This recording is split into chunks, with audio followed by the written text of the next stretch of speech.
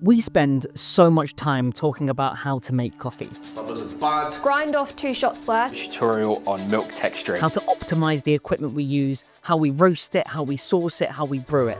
We go so in depth into how it tastes, how it feels on the mouth, how it excites the palate and senses. And I'm a coffee expert. Right, flavour. Number 3 has a definite note to it that, But do we ever stop to think about the soil the coffee comes from?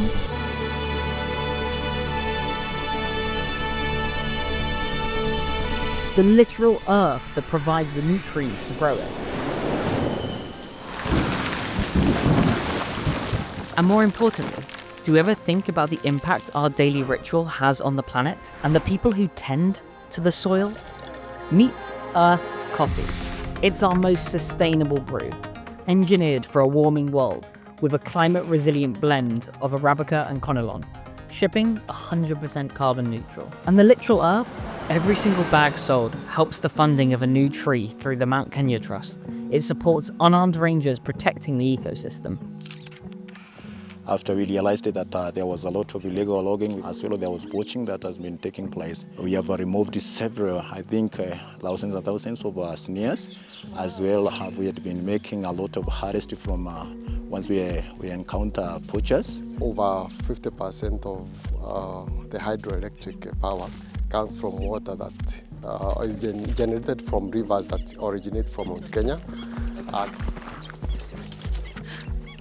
Amazing.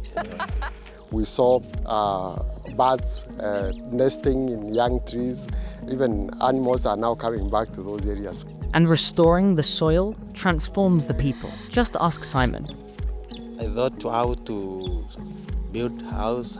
I bought cow, so I can milk my cow this time, right? Paying school fees for my children.